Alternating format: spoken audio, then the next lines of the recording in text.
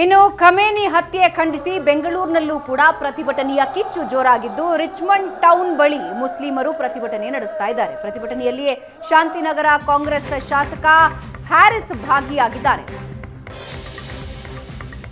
ನಮ್ಮ ಶಕ್ತಿ ಪ್ರಪಂಚಕ್ಕೆ ಗೊತ್ತು, ಅಮೆರಿಕ ನಮ್ಮನ್ನ ಕೆಣಕಿದೆ, ಕಪ್ಪು ಬಟ್ಟೆ ಧರಿಸಿ ಪ್ರತಿಭಟನಾಕಾರರು ಆಕ್ರೋಶ ಹೊರಹಾಕಿದ್ದಾರೆ. ಅಮೆರಿಕ ವಿರುದ್ಧ ಧಿಕ್ಕಾರ ಕೂಗ್ತಾ ಪ್ರತಿಭಟನೆ ಮಾಡುತ್ತಿದ್ದಾರೆ. ರಿಚ್ಮಂಡ್ ಸರ್ಕಲ್ನಲ್ಲಿ ಪ್ರತಿಭಟನೆ ಮಾಡಲಾಗ್ತಾ ಇದ್ದು ಕಾಂಗ್ರೆಸ್ ಶಾಸಕ ಹ್ಯಾರಿಸ್ ಕೂಡ ಆ ಪ್ರತಿಭಟನೆಯಲ್ಲಿ ಭಾಗಿಯಾಗಿದ್ದಾರೆ.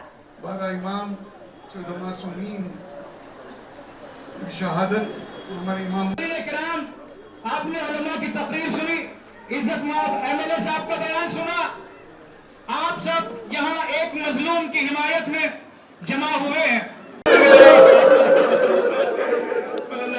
की खिदमत में लेकिन यही कहेंगे उस वक्त में इमाम हुसैन ने यही कहा, अमेरिका इस्राइल ನಮ್ಮ ಮಹಾಗುರು ಅವರು ಆಯತುಲ್ಲಾ ಖಾಮೆನಾಯಿ ಇರಾನಿನ supreme leader, he is a supreme leader of a sovereign state and ಅವರು ಬಂದು ಅವ್ರಿಗೆ ಅಸಾಸಿನೇಟ್ ಮಾಡಿದ್ದಾರೆ.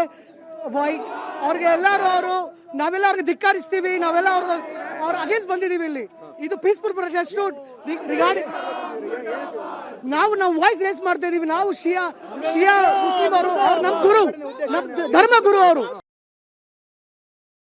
ಅಮೆರಿಕ ಇಸ್ರಾಯೇಲ್ ನಮ್ಮ ನೋಡಿ, ಇಲ್ಲಿ ನಾವು ಸೇರಿರುವಂಥ ಜಾಗ ಕಬ್ರಿಸ್ತಾನ್ ಗ್ರೇವ್ಯಾರ್ಡಲ್ಲಿ ಸೇರಿದ್ದೀವಿ. ಇವತ್ತು ಒಬ್ಬ ನಾಯಕನನ್ನು ಬಲಿ ಹಾಕಿದ್ದಾರೆ. ಯಾಕೋಸ್ಕರ ಮಾಡಿದ್ದಾರೆ ಅನ್ನೋದು ಗೊತ್ತಿಲ್ಲ. ಇವತ್ತು ಇಲ್ಲಿ ಸಂತಾಪಕ್ಕೋಸ್ಕರ ನಾವೆಲ್ಲ ಸೇರಿದ್ದೀವಿ.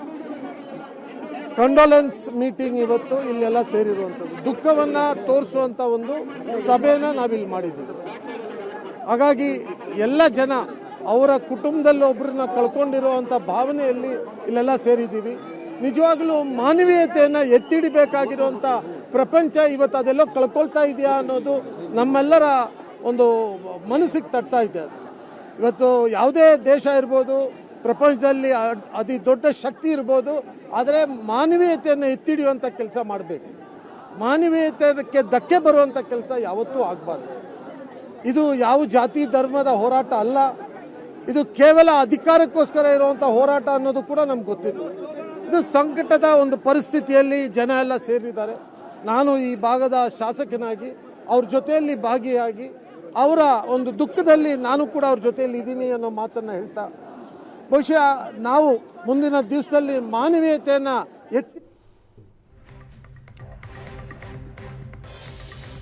ಇಸ್ರೇಲ್ ಮತ್ತು ಅಮೆರಿಕ ವಿರುದ್ಧದ ಯುದ್ಧದಲ್ಲಿ ಇರಾನ್ ಗಲ್ಫ್ ರಾಷ್ಟ್ರಗಳ ಮೇಲೆ ಕೂಡ ತನ್ನ ಆಕ್ರೋಶ ಹೊರಹಾಕಿದೆ. ಗಲ್ಫ್ ರಾಷ್ಟ್ರಗಳ ಕರಾವಳಿಯಲ್ಲಿ ತೀರದಲ್ಲಿದ್ದ ಅಮೆರಿಕ ನೆಲೆಗಳನ್ನ ಕೂಡ ಟಾರ್ಗೆಟ್ ಮಾಡಿದೆ. ಅದರಲ್ಲೂ ಪ್ರಮುಖವಾಗಿ ದುಬೈನ ಹಲವು ಕಟ್ಟಡಗಳು ಇರಾನ್ನ ಟಾರ್ಗೆಟ್ಗೆ ಒಳಗಾಗಿವೆ.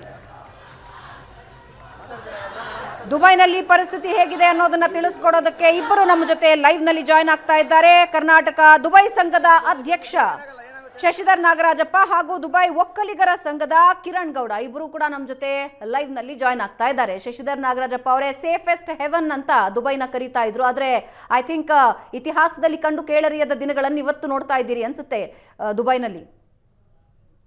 ಇಲ್ಲ ಭಾವನವರೇ, ಇದು ನಿಜವಾಗ್ಲೂ ಸೇಫೆಸ್ಟ್ ಅಂತ ಇವಾಗ್ಲೂ ಹೇಳ್ತೀನಿ. ಯಾಕೆ ಅಂತಂದ್ರೆ ಯಾವುದೇ ಸಾವು ನೋವಿಲ್ಲ ಇಷ್ಟೊಂದು ಆದರೂ ಕೂಡ.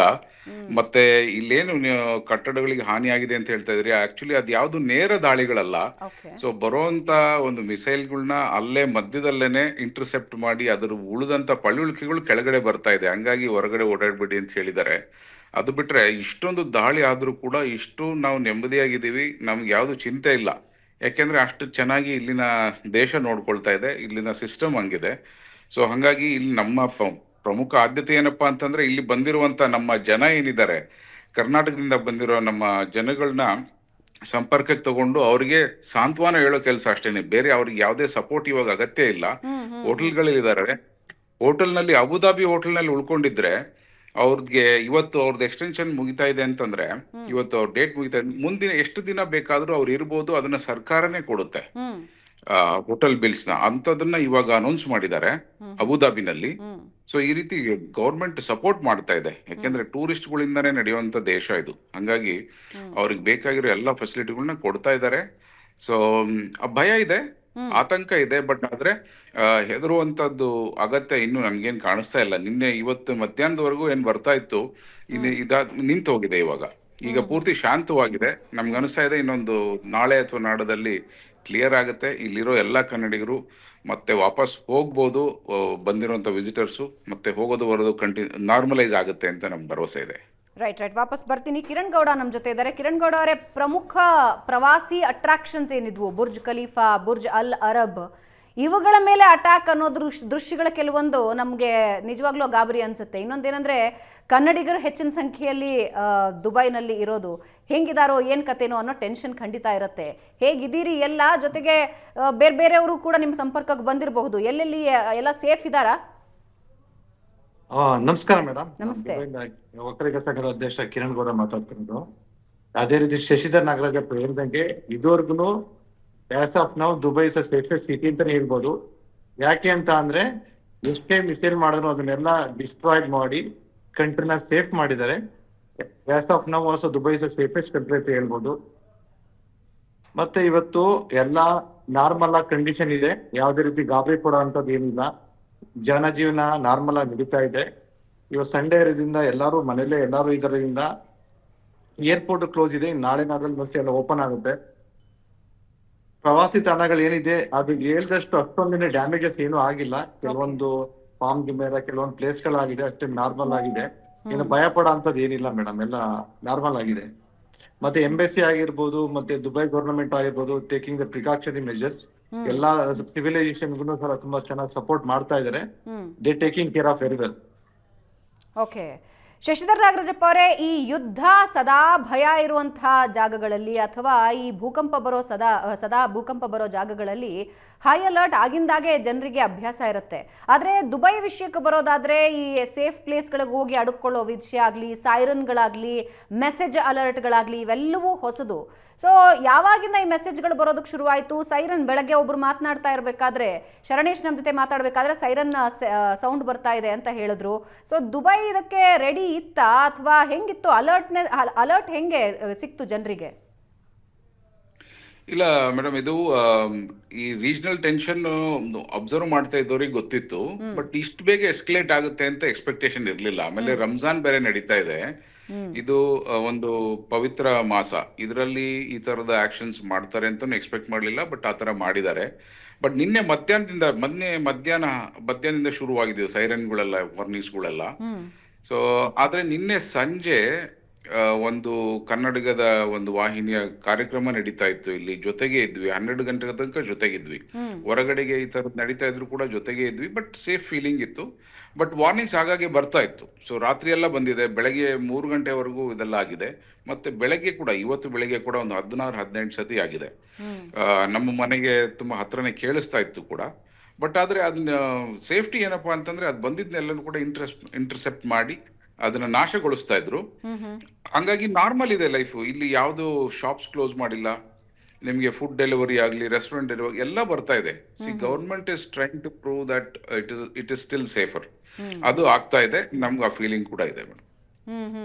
ಏರ್ಪೋರ್ಟ್ ಅಕ್ಕಪಕ್ಕ ದಾಳಿ ಆಯಿತು, ಆಮೇಲೆ ಬುರ್ಜ್ ಖಲೀಫಾಗೆ ಏಟ್ ಬಿದ್ದಿದ್ದ ವಿಜುವಲ್ ಕೂಡ ಹೊರಗೆ ಬಂತು. ಅಲ್ ಅರಬ್ ಮೇಲೆ ದಾಳಿ ಆಗಿದ್ದು, ಅದರ ಪಕ್ಕದಲ್ಲಿ ಬೆಂಕಿ ಹೊತ್ಕೊಂಡಿದ್ದು, ಇವೆಲ್ಲ ಕೆಲವೊಂದು ವಿಜುವಲ್ಸ್. ಸಹಜವಾಗಿ ಯಾರ್ಯಾರು ಕರ್ನಾಟಕದಲ್ಲಿದ್ದಾರಲ್ಲ, ಕರ್ನಾಟಕದಲ್ಲಿರೋರು ದುಬೈನಲ್ಲಿ ಸಂಬಂಧಿಕರಿದ್ರೆ ಟೆನ್ಷನ್ ಮಾಡ್ಕೊಳ್ತಾರೆ. ಸೊ ಅದು ಹೆಂಗೆ ಅಂದರೆ, ಡೈರೆಕ್ಟ್ ಪ್ರವಾಸಿ ತಾಣಕ್ಕೆ ಟಾರ್ಗೆಟ್ ಮಾಡಿ ಹೊಡೆದಿದ್ದಾಗಿತ್ತಾ ಅಥವಾ ಏನಾಗಿದೆ ಅಲ್ಲಿ?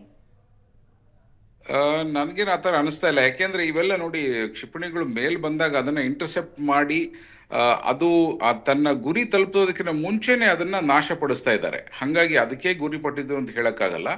ಸೊ ಬಟ್ ದೂರ ಇರೋದ್ರಿಂದ ಸ್ವಲ್ಪ ಕೆಲವು ಕಿಲೋಮೀಟರ್ಗಳ ವ್ಯತ್ಯಾಸದಲ್ಲಿ ಆಗಿರ್ಬೋದು.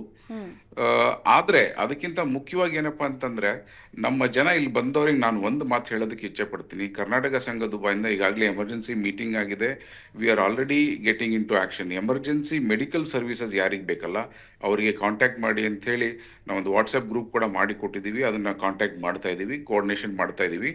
ಯಾರು ಎದುರುವಂತ ಅವಶ್ಯಕತೆ ಇಲ್ಲ, ಕಾಂಟ್ಯಾಕ್ಟ್ ಮಾಡಿ ನಮಗೆ ನಿಮ್ಮವ್ರು ಯಾರಾದರೂ ಎಲ್ಲಾದರೂ ಇದ್ದರೆ ಅವ್ರಿಗೆ ಏನಾದ್ರು ಅಗತ್ಯ ಇದ್ದರೆ ನಾವು ಹೋಗಿ ಭೇಟಿ ಮಾಡ್ತೀವಿ. ಯಾಕೆಂದರೆ ಅಷ್ಟು ಸೇಫ್ ಆಗಿದೆ. ಬಟ್ ಹೊಸ್ದಾಗಿ ಬಂದವ್ರಿಗೆ ಗೊತ್ತಾಗಲ್ಲ, ಅವರಿಗೆ ಸೇಫ್ ಇದೆಯೋ ಇಲ್ವೋ ಅಂತೇಳಿ ಹೆದರ್ತಾರೆ. ಬಟ್ ಹಾಗಾಗಿ ನಾವು ಅದನ್ನು ಮಾಡ್ತಾ ಇದ್ದೀವಿ.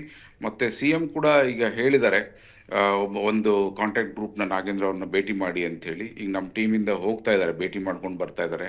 ಒಂದು 35 ಜನ ಬಳ್ಳಾರಿಯವರು ಮತ್ತು ಬಳ್ಳಾರಿ ಶಾಸಕರು ಕೂಡ, ಭರತ್ ರೆಡ್ಡಿ ಅವರು ಕೂಡ ಸಂಪರ್ಕಕ್ಕೆ ಬಂದರು. ನಾನು ಅವ್ರ ಹತ್ರ ಕೂಡ ಮಾತಾಡಿದ್ದೀನಿ, ಸೇಫ್ ಆಗಿದ್ದಾರೆ. ಹೇಳಿದ್ದೀವಿ ಕೂಡ, ಏನಾದರೂ ಅಗತ್ಯ ಇದ್ದರೆ ದಯವಿಟ್ಟು ಹೇಳಿ, ಬಟ್ ಹೆದರೋ ಅಂತ ಅಗತ್ಯ ಇಲ್ಲ. ಇಷ್ಟನ್ನ ನಾನು ತಿಳಿಸಿದ್ದೀನಿ ಎಲ್ಲರಿಗೂ ಕೂಡ. ಎಸ್ ಕಿರಣ್ ಗೌಡ ಅವರೇ, ಸಹಜವಾಗಿ ಇವಾಗ ಶಶಿಧರ್ ನಾಗರಾಜಪ್ಪ ಹೇಳಿದ ಹಾಗೆ ದುಬೈಗೆ ಪ್ರವಾಸಕ್ಕೆ ಬಂದವರು ಅಥವಾ ಹೊಸದಾಗಿ ಬಂದವರಿಗೆ ಒಂದು ಟೆನ್ಷನ್ ಇರುತ್ತೆ, ಎಲ್ಲಿ ಓಡಾಡಬೇಕು, ಆಚೆ ಹೋದರೆ ಸೇಫಾ ಅಂತ. ಯಾಕಂದರೆ ದುಬೈ ಮೊದಲ ಬಾರಿಗೆ ಹೋದವರಿಗೆ ಸೇಫ್ ಇದೆಯೋ ಇಲ್ವೋ ಅನ್ನೋದು ಗೊತ್ತಾಗೋದಿಲ್ಲ. ಸೊ ಹಾಗಾಗಿ ಏನು ಸರ್ಕಾರದಿಂದ ಏನು ವ್ಯವಸ್ಥೆಗಳಾಗ್ತಾ ಇದೆ ಇವಾಗ? 1 ಪಾಯಿಂಟ್ ಕಾಂಟ್ಯಾಕ್ಟ್ ಅಂತ ಯಾರನ್ನಾದರೂ ಮಾಡಬೇಕು, ದುಬೈನಲ್ಲಿ ಇರೋರನ್ನ ಯಾರನ್ನಾದರೂ ಕಾಂಟ್ಯಾಕ್ಟ್ ಮಾಡಬೇಕು, ಅದರ್ ದೆನ್ ಕನ್ನಡ ಸಂಘ ಅಥವಾ ಒಕ್ಕಲಿಗ ಸಂಘ, ಏನು ಕಾಂಟ್ಯಾಕ್ಟ್ ಇದೆ, ಏನು ಹೆಲ್ಪ್ಲೈನ್ಗಳು ಓಪನ್ ಆಗಿದೆ? ನೋಡಿ ಮೇಡಮ್, ಅದೇ ರೀತಿ ಈಗ ಹೇಳ್ದಂಗೆ ನಮ್ದೇ ಹೋಟೆಲ್ ಇದೆ, ರೆಸ್ಟೋರೆಂಟ್ಸ್ ಇದೆ. ನಾವೆಲ್ಲರಿಗೂ ಹೇಳಿರೋದೇನೋ ಒಂದು ವಾಟ್ಸ್ಆಪ್ ಗ್ರೂಪ್ ನಾವು ಕ್ರಿಯೇಟ್ ಮಾಡಿದ್ವಿ. ನಮ್ದು ಕರ್ನಾಟಕ ಸಂಘ, ಒಕ್ಕಲಿಗ ಸಂಘ ಅಲ್ಲ, ಸುಮಾರು ಸಂಘಗಳಿದೆ. ಅವ್ರದ್ದೇ ಆದಂತ ಹೆಲ್ಪ್ ಲೈನ್ ಇದೆ. ಎಲ್ಲಾರು ಅವ್ರದ್ದೇ ಆದ ರೀತಿ ಎಲ್ಲಾರು ಕೆಲಸ ಮಾಡ್ತಾ ಇದಾರೆ. ನಾನು ಹೇಳಕ್ಕೆ ಇಷ್ಟಪಡ್ತೀನಿ ಅಂತ ಅಂದ್ರೆ, ಯಾರು ತೊಂದರೆ ಸಿಗಾಕೊಂಡಿದ್ದಾರೆ ಅವರು ಕನ್ನಡದವ್ರು ಯಾರೇ ಆಗಿರ್ಬೋದು, ಕಾಂಟ್ಯಾಕ್ಟ್ ಡೀಟೇಲ್ಸ್ ಆಲ್ರೆಡಿ ನಾವು ಕೊಟ್ಟಿದೀವಿ. ಯಾರೇ ದಯಮಾಡಿ ಆ ಸಮಸ್ಯೆ ಸಿಗಾಕೊಂಡಿದ್ರೆ ನಾವು ಎಲ್ಲಾರ್ಗು ವಸತಿ ಆಗಿರ್ಬೋದು, ಸ್ಟೇ ಆಗಿರ್ಬೋದು, ಮತ್ತೆ ಊಟ ಆಗಿರ್ಬೋದು, ಎಲ್ಲ ವ್ಯವಸ್ಥೆಗಳನ್ನ ಮಾಡ್ತೀವಿ. ಬಟ್ ಅಷ್ಟೊಂದು ಅವಶ್ಯಕತೆ ಇಲ್ಲ ಅಂತ ಅನ್ಕೋತೀನಿ. ಇನ್ನೊಂದು 1 ದಿನ 2 ದಿನದಲ್ಲಿ ಇದು ಏರ್ಪೋರ್ಟ್ ಎಲ್ಲ ಓಪನ್ ಆಗುತ್ತೆ. ಸುಮಾರು ಪ್ರವಾಸಿಗರು ಬಂದಿದ್ದಾರೆ. ನಮ್ಮ ರೆಸ್ಟೋರೆಂಟ್ ಇದೆ, ಮೈಸೂರು ಪ್ಯಾಲೇಸ್ ಅಂತ ರೆಸ್ಟೋರೆಂಟ್ ಇದೆ ನಂದೇನೆ. ಅಲ್ಲೇನಾಗಿದೆ ಅಂತ ಅಂದ್ರೆ, ಯಾರೇ ಬಂದ್ರು ಸುಮಾರು ಪ್ರವಾಸಿಗರು ಬರ್ತಾರಲ್ಲ ಸರ್, ನಾವ್ ಹೆಂಗ್ ಹೋಗೋದು, ಇದ್ ಮಾಡೋದು ಅಂತ ಎಲ್ಲ ಕೇಳ್ತಾನೆ ಇದಾರೆ. ಬೆಳಗ್ಗೆಯಿಂದ ನಿನ್ನೆಯಿಂದ ಇವತ್ತು ಕೇಳ್ತಾನೆ ಇದಾರೆ. ಅವ್ರಿಗೆಲ್ಲ ಕಾಂಟ್ಯಾಕ್ಟ್ ಡೀಟೇಲ್ಸ್ ಕೊಟ್ಟಿದ್ವಿ, ಎಂಬಸಿ ಕಾಂಟ್ಯಾಕ್ಟ್ ಕೊಟ್ಟಿದ್ವಿ. ನಮ್ ಕೈಲಿ ಏನಾಗುತ್ತೆ ಅದನ್ನ ಸಹಾಯ ಮಾಡಕ್ ಇದ್ ಮಾಡ್ತೀವಿ. ಕನ್ನಡ ಅಸೋಸಿಯೇಷನ್ಗಳು ಎಲ್ಲಾರು ಸಹಾಯ ಮಾಡ್ತಾ ಇದಾರೆ. ಹಾಗಾಗಿ ಎಲ್ಲ ಸರಿಯಾಗುತ್ತೆ ಅಂತ ಅನ್ಕೊಂಡಿದೀವಿ ಮೇಡಮ್. ಅದರ ಗಾಬರಿ ಪಡೋ ಅಂತ ಏನು ಅವಶ್ಯಕತೆ ಏನಿಲ್ಲ. ಇವಾಗ ಅಬುದಾಬಿಯಲ್ಲಿ 1-2 ಸಾವುಗಳಾಗಿದ್ರ ಬಗ್ಗೆ ಇನ್ಫಾರ್ಮೇಶನ್ ಇದೆ, ಆದರೆ ಇದುವರೆಗೂ ಅದೃಷ್ಟವಶಾತ್ ದುಬೈನಲ್ಲಿ ಏನೋ ಅಂಥದ್ದು ಕೇಳಿ ಬಂದಿಲ್ಲ. ಆದರೆ ಗಾಯಗಳಾಗಿರೋದು ಅಥವಾ ತುಂಬ ಏಟಾಗಿರೋದು ಏನಾದರೂ ಕಂಡು ಬಂದಿದೆಯಾ? ಅಲ್ಲಿ ಯಾವ ರೀತಿ ವ್ಯವಸ್ಥೆ ಆಗ್ತಾ ಇದೆ? ದುಬೈಲಿ ಆ ಥರದ್ದು ಏನು ಇನ್ನು ಡಿಕ್ಲೇರ್ ಏನು ಮಾಡಿಲ್ಲ ಮೇಡಮ್. ಆ ಥರದ್ದು ಏನೂ ಆಗಿಲ್ಲ, ಇದುವರೆಗೂ ಆಗಿಲ್ಲ. ಕೆಲವೊಂದು ಪ್ಲೇಸ್ ಗಳು ಆಲ್ರೆಡಿ ಅಟ್ಯಾಕ್ ಮಾಡಿದ್ದಾರೆ, ಬಟ್ ಅದನ್ನ ಡಿಸ್ಟ್ರಾಯ್ಡ್ ಮಾಡಿದ್ದಾರೆ. ಸುಮಾರು ಎಷ್ಟೇ ಮಿಷಲ್ ಬಂದ್ರು there is a technology is very good in Dubai. ಹಾಗಾಗಿ ದುಬೈ ಇಸ್ ಸೇಫೆಸ್ಟ್ ಸಿಟಿ ಅಂತ ನಾವು ಹೇಳ್ತೀವಿ, ಇದುವರೆಗೂ ಹೇಳ್ತಾನೆ ಇದೀವಿ. There technology is very strong. ಹಾಗಾಗಿ ಅದನ್ನ ಡಿಸ್ಟ್ರಾಯ್ ಮಾಡೋದ್ರಲ್ಲಿ ಅವರೆಲ್ಲ ಕರೆಕ್ಟ್ ಆಗಿ ಸಕ್ಸಸ್ ಆಗಿದ್ದಾರೆ ಅಂತ ಹೇಳಕ್ ಇಷ್ಟಪಡ್ತಿದೀವಿ. ಇಲ್ಲ ಅಂದ್ರೆ ಡ್ಯಾಮೇಜ್ ಆಗ್ತಾ ಇತ್ತು. As of now we are everybody safe, all ಕನ್ನಡಿಗರ್ಸ್ ಆರ್ ಸೇಫ್. ಎಲ್ಲಾ ಸಂಘಟನೆಗಳು ಒಳ್ಳೆ ಚೆನ್ನಾಗಿ ಕೆಲಸ ಮಾಡ್ತಾ ಇದ್ದಾರೆ. ರೈಟ್. ವೆರಿ ಕ್ವಿಕ್ ಆಗಿ ಶಶಿಧರ್ ನಾಗರಾಜಪ್ಪ ಅವರು ಒಂದು ವಾಟ್ಸ್ಆಪ್ ಗ್ರೂಪಿನ ಬಗ್ಗೆ ಈಗಾಗಲೇ ಇನ್ಫಾರ್ಮೇಶನ್ ಕೊಟ್ಟಿದ್ದಾರೆ. ಹೇಗೆ ಕನೆಕ್ಟ್ ಆಗಬಹುದು ಶಶಿಧರ್ ನಾಗರಾಜಪ್ಪ ಅವರೇ? ಕನ್ನಡಿಗರು ಎಲ್ಲಾದರೂ ಸಿಕ್ಕಾಕೊಂಡಿದ್ರೆ ಹೇಗೆ ಕನೆಕ್ಟ್ ಆಗಬಹುದು? ಓನ್ಲಿ ಫಾರ್ ಟೂರಿಸ್ಟ್ಗೆ ನಾನೊಂದು QR ಕೋಡ್ನ ನಾನು ಇವಾಗ ಕಳಿಸ್ತೀನಿ. ನೀವು ಸ್ಕ್ರೀನಲ್ಲಿ ಅದನ್ನ ಫ್ಲಾಶ್ ಮಾಡಿದ್ರು ಕೂಡ ಫೋನಲ್ಲಿ ಜಸ್ಟ್ ಅದರ ಫೋಟೋ ನೋಡಿದ್ರೆ ಸಾಕು, ಅದು ಸೀದಾ ಗ್ರೂಪಿಗೆ ಹೋಗಿ ಆಡ್ ಆಗುತ್ತೆ. ಸೊ ಅದರಲ್ಲಿ ನೀವು ಯಾರಿದ್ದಾರೆ, ಏನೇನ್ ಸಮಸ್ಯೆ ಇದೆ, ಏನ್ ಬೇಕು ಸಪೋರ್ಟ್ ಅನ್ನೋದು ಹೇಳಿದ್ರೆ ಖಂಡಿತ ನಾವು ಮಾಡ್ಲಿಕ್ಕೆ ತಯಾರಿದ್ದೀವಿ. ಸೊ ನಮ್ಮ ಕಿರಣ್ ಗೌಡ ಅವ್ರು ಹೇಳಿದಾಗೆ ಅವ್ರದ್ದು ಕೂಡ ಹೋಟೆಲ್ ಇದೆ, ರೆಸ್ಟೋರೆಂಟ್ ಇದೆ, ಮತ್ತೆ ನಮ್ಮ ಪ್ರವೀಣ್ ಶೆಟ್ಟರ್ದು ಹೋಟೆಲ್ ಇದೆ, ಅವ್ರ ಹತ್ರನೂ ಮಾತಾಡಿದ್ದೀನಿ. ಸೊ ಕನ್ನಡಿಗರು ಬಹಳ ಸ್ಟ್ರಾಂಗ್ ಆಗಿದ್ದೀವಿ ದುಬೈನಲ್ಲಿ. ಸೊ ನಮ್ಮ ಊರಿಂದ ಬಂದಂತ ಯಾರನ್ನೂ ಕೂಡ ನಾವು ಟೇಕ್ ಕೇರ್ ಮಾಡೋದಕ್ಕೆ ಏನೂ ತೊಂದರೆ ಇಲ್ಲ. ಸೊ ಸಂಪರ್ಕದಲ್ಲಿರಿ, ಸೊ ಪ್ಯಾನಿಕ್ ಆಗಬೇಡಿ ಅನ್ನೋದು ಮಾತ್ರ ನಾನು ಹೇಳ್ತೇನೆ. ರೈಟ್, ಧನ್ಯವಾದ ಕಿರಣ್ ಗೌಡ ಅವರೇ, ಧನ್ಯವಾದ ಶಶಿಧರ್ ಅವರೇ, ಏಷ್ಯಾನೆಟ್ ಸುವರ್ಣ ನ್ಯೂಸ್ ಜೊತೆ ಮಾತಾಡಿದ್ದಕ್ಕೆ.